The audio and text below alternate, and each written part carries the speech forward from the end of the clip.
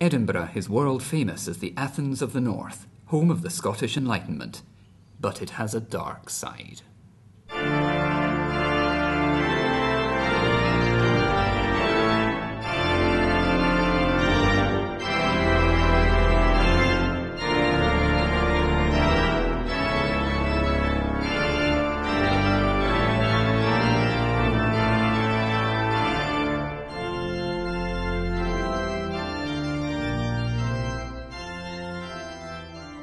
When you say dark side, when anyone says dark side, I would prefer to think of a double stream.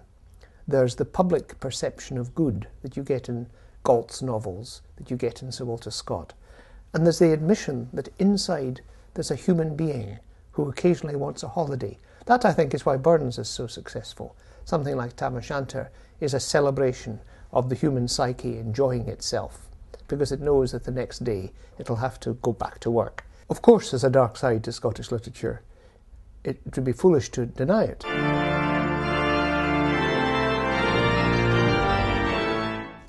Obviously, this comes out very strongly in the figure of James Hogg, because he was familiar with all parts of Edinburgh. He would visit Scott at his splendid house in the New Town, Castle Street, and he would go boozing with the printers in the Cowgate. So I was thinking about Hogg's novel, which obviously is set at the time of the Union of Parliaments. Confessions is about somebody who thinks that he is member of God's elect. He's been chosen for salvation by God before his birth. And I think that Calvinist idea of election is also interpreted in a social sense. There's a whole strand of people who are almost leading double lives. There's Brodie, who was a deacon of Edinburgh, a respectable man, who was housebreaking at night, hanged on a gibbet of his own devising, I think. There's, again, the prime of Miss Jean Brodie, the Muriel Sparks novel. Miss Jean Brodie herself claims to be a descendant of the original Deacon Brodie in the book. There's a very strong tradition of church in Scotland, and it's done a lot of good. There's been an English language Bible which has done a lot of good. And people have coexisted with a domestic life in Scots or Gaelic and this public persona of rectitude in English. And Hogg, even then, is talking about two different types of people. But he doesn't forget about the people who live in poor lodgings, the prostitutes and so on. I suppose the Jungians would say you have to acknowledge the shadow to get rid of it rather than to repress it and ignore it. One famous work of the divided self is the focus of a new reading campaign in 2008. Edinburgh is a world city of literature, and our 2008 reading campaign aims to get everyone in the city to come together and read the same book at the same time, Robert Louis Stevenson's Strange Case of Dr. Jekyll and Mr. Hyde. Well, I think that's a terrific book because it's approachable on so many levels. I mean, I first had it as an 8-year-old. Our reading campaign events include a launch event to celebrate the graphic novel, which is available in Scots and Gaelic. And it's just a fairy story at that age. It's like a story about a monster, and you can enjoy it in a completely straightforward fairy tale kind of way. But the story is that of a man who is intolerably restricted by the kind of life he leads. He says, my life has been 9/10 effort, virtue and control. He's very rich, he's very established, he's got a string of degrees after his name, he lives a happy lifestyle, and he's bored. So he goes into the laboratory and he finds this drug which will release that other 10th inside him. And that 10th is Mr. Hyde.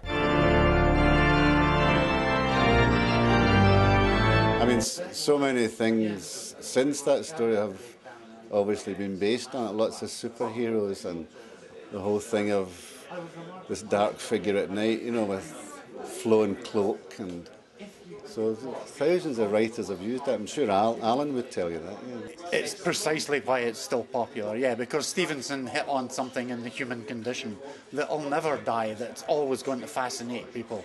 The evil that lurks underneath the surface, whatever it is that turns an ordinary man into a demented monster.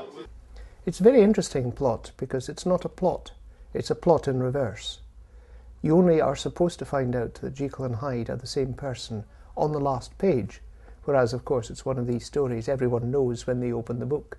It has that lovely transparent style so that an 8-year-old can read it, can get a lot out of it, and I'm sure you can reread it in your 60s and you will again see something different from your own progression through life. There's the idea of unfulfillment.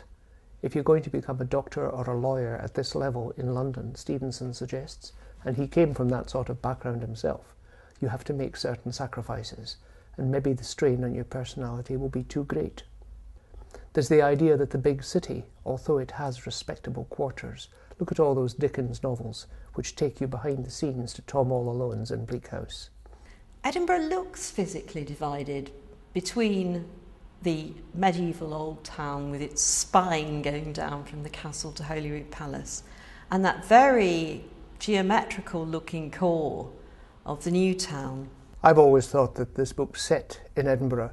I know it's supposed to be in London. I'm sure it suited Jekyll and Hyde as a published title being in London. But to me, a city that's as quiet, as overridden with people like doctors and lawyers, a city that's so full of rectitude in public, but with a dark underbelly. To me, this has to be the kind of Edinburgh that the young Stevenson knew. In Heriot Row, in Howard Place, where it's so quiet.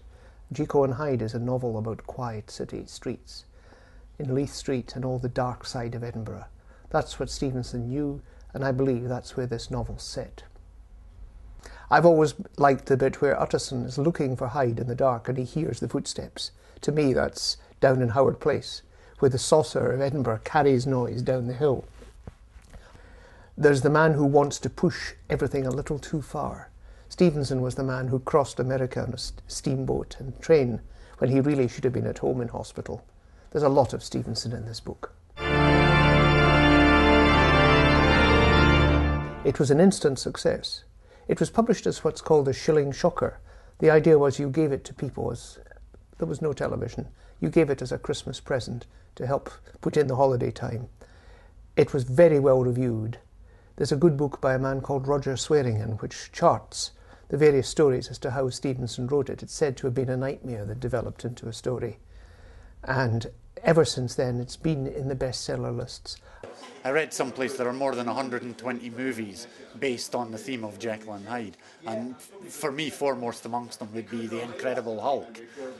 Being a comic fan, it's obvious from the first issue of Hulk that you read that it's Jekyll and Hyde that you're reading.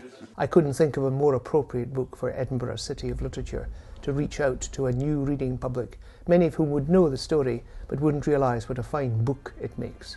It's about a man who is bored because he's good. 9/10 he says of him is good, and though the novel never tells us what the other 10th is, when he takes that drug and looks in the mirror, he recognises himself. The dark side of Scottish literature, for me, is that self in the mirror, and the self you show the world every day, and the balance everyone has to achieve between the two.